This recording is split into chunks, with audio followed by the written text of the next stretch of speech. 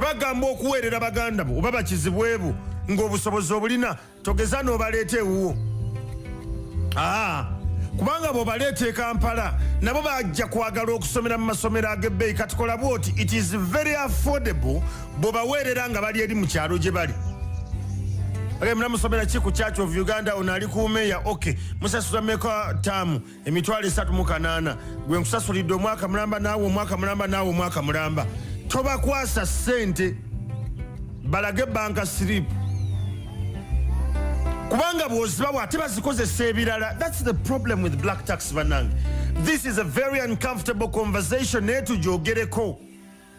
Njagala twawule wakati w'obuvunaanyizibwa n'okukozesebwa oba okunyuunyuutibwa. Bw'oba waakuweerera baŋŋanda na baganda bo tobaleeta mu Kampala oba wooli nedda. Baweerere eyo mu kyalo gye bali because it's more affordable than here.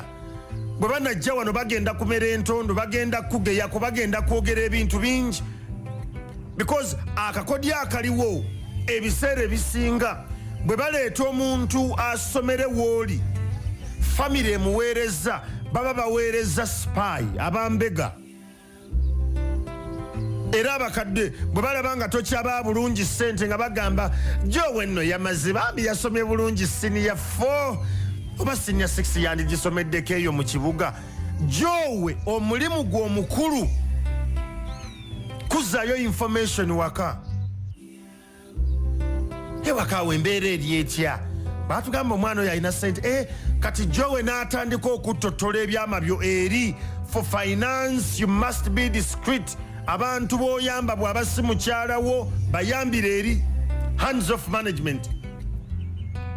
Nammwe abakyala betuwasa bwe nkuwasa sitegeeza nti ekika kyonna okireete bagenda kungeya ewammwe era nga mukubwako mawuleeti era nga tubaweererera eri bayambire eyo. Abantu amu batuuse n'okwetuga awulira nga afa nga takyassa because black tax munene gyali.